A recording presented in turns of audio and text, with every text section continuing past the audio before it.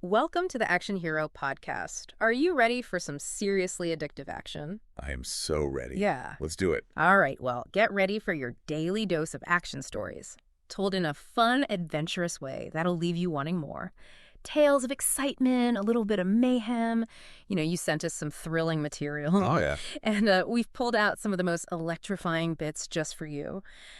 Today, we're going to look at two scenarios. Okay.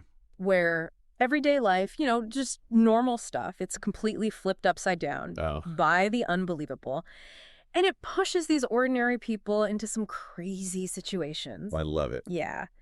What I think is really fascinating is these stories are so different. Yes. But they've both got this like raw energy to them. They do, absolutely. Yeah. So in the first one, this is awesome. We're in Victorian London. Okay. But there's this fog. Oh, no. It's like super thick fog, right? Yeah. And instead of like, Jack the Ripper, we've got actual monsters lurking in the shadows. Oh, I love it already. So we're not talking about just your everyday criminals. Yeah. We're talking about literal nightmares. Yes. Coming to life. They are. And it sounds like there's a pretty unique group of people who are trying to stop them. They are. They are standing in the way of like utter chaos. I love the idea of this, right? Yes. It's like historical setting we all know. Yeah, we all think we know. We think we know. Yeah. But boom, monsters. Monsters. So, okay. First monstrous shriek of the night. Oh, my God. Milkman. Of course. Gets taken by like slimy tendrils. Just yanked right into the fog. Wow. Gone. You know what I'm thinking. What? Most people would just freak out. Totally. Yeah. Right. But not Eliza Wakefield. Oh. No, she's like practical. Okay. She doesn't even scream, no fainting. She goes straight for her dad's special weapons. Her dad's special weapons? What are we talking about? We're talking about this like huge silver bullet revolver and a steam-powered blunderbuss. What? A steam-powered blunderbuss. Ah! That is amazing. That tells me we are not in Kansas anymore. No, this is not your average Victorian London. Definitely not. I mean, first of all, where did her dad even get those things? Right. That alone tells you there's a whole other side to this world. Like a whole secret world underneath. Exactly. Yeah. And she's clearly ready for it. She is. She knows what's up. Yeah. So her first run-in with one of these things is intense. Okay, tell me. We're talking scaled creature, glowing yellow eyes, Okay. and like a mouth. It could just swallow you whole. Ugh, horrifying. She blasts it with that blunderbuss. Oh, wow. I mean, just the sound of that thing. Yeah, I bet that would turn some heads. Oh, yeah, the creature's paying attention. Right. But it's about to, have Eliza for dinner. And, Oh, no! and suddenly this figure appears. Maximillian Crank. Okay, Maximillian Crank, where did he come from? Out of nowhere, basically. Yeah. But he's armed with this CLOCKWORK-DART CROSSBOW. A CLOCKWORK-DART CROSSBOW. I'm intrigued. It sounds like a swarm of bees, like angry bees. Like angry bees, that's pretty specific. It is, right. And it makes you wonder, is this a coincidence? Or is there like a whole network? That's what I was thinking. Like, he obviously knew what he was doing, showing up like that. Yeah. Maybe there's a whole group of people fighting these monsters. Maybe. Secret society or something. Makes you think. Makes you wonder where these creatures came from in the first place. Yeah. Have they always been there? Or is this something new? Like, how did this even happen? How did these hunters, Eliza and this Crank guy, find each other? You said there's an apothecary with opium eyes. Yeah. And a former governess who's good with explosives. Apparently. I mean, that's a pretty wild crew. It is a wild crew. What brings them together? That's the thing, right? They're so different. Yeah. So they must have some kind of shared purpose or history or something. Exactly. Mm-hmm. Because you need different skills, different viewpoints to face something like this. You do. You can't just be strong, Nope. You need brains. You need creativity. You do. You need to be able to think outside the box. For sure.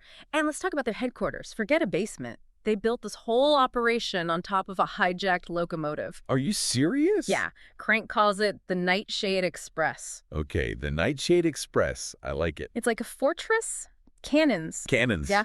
Silver nets. Silver nets. They catch the monsters. And get this, it's powered by monster dust. What? They're using their enemies to, like, fuel their fight. That is crazy. That is so cool. They are barreling through these fog-filled tunnels. Yeah. They go into abandoned churches. So intense. They are wiping out anything that's not human. I mean, that image, this monster-powered train, that just says it all, you know? It does. It's like a symbol. They're not giving up. They're taking the fight to the monsters. Yes. It shows you just how resourceful they are. Absolutely. And then, deep under London, they find it. The source. Ooh. What is it? Some ancient curse? A portal to another dimension? Nope. A machine. A machine? Really? Yeah. It's like this iron and glass thing. Okay. Pulsating with this green light. Creepy. So creepy. And it's humming with this unsettling energy. Oh, wow. Beatrice, the governess, she realizes this machine has basically ripped open a hole to somewhere else. Okay, so not a portal exactly, but a rip in reality. It's like, it's not supernatural. No, it's like mechanical. It's something else. It's a whole different kind of horror, isn't it? It is. I mean, think about it. That means this wasn't some accident. Right. Somebody built this machine. Yeah. On purpose. On purpose. So now we have to ask who? And why? Exactly. And Crank, he just says, just means we need bigger guns. I love that guy. I know. He's not backing down? No. They're doubling down on this fight. Humans aren't top of the food chain anymore. That's a scary thought. It is a scary thought. But Eliza and her crew, they're not going down without a fight.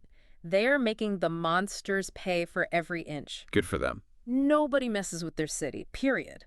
That's the spirit. It just goes to show you, when things get really tough, people can find a strength they didn't know they had. For sure. Now, get ready for something totally different. Okay. We're going from Victorian London to high school prom. Oh, wow. That is a change of pace. Big time, right? Yeah. So imagine, you know, the gowns, the awkward slow dances. Punch bowls. The whole classic prom scene, right? Yes. But this night is going to turn into total chaos. That's a shame. It's such a special night to just have it ruined. It is. But going from monsters to prom. I know. I mean, talk about a contrast. It's a big contrast. Makes you wonder if anywhere is safe, you know? Yeah. Like if prom can turn into a nightmare, what can't? Exactly. Yeah. So we meet Jenny Chow. All she wants is the perfect prom. The perfect dress, the perfect hair, the perfect corsage from her crush, Kevin. Classic. Right. But then, masked figures burst in. Guns. Oh, my God. Forget the slow dances. Forget the awkward conversations. That's the least of their worries now. Right. Her night is, you know, completely ruined. And it makes you think, you know, about how quickly things can change. It really does. 1 minute you're thinking about who to dance with. The next minute you're fighting for your life. Totally. Yeah. And what's so cool is these students, Yeah. they become heroes Wow. from the most unlikely places. I love that. Like Kevin, Yeah. Jenny's crush, he's kind of awkward. Aren't they all at that age? Right. Yeah. But when things go down, he thinks fast. Okay. He grabs a broken mirror shard, and he uses it to hack into the school security system That way. while chaos is happening all around him. That's pretty impressive. It is impressive, right? It shows you don't have to be like a tough guy No. to be a hero. It's all about using what you've got. Exactly.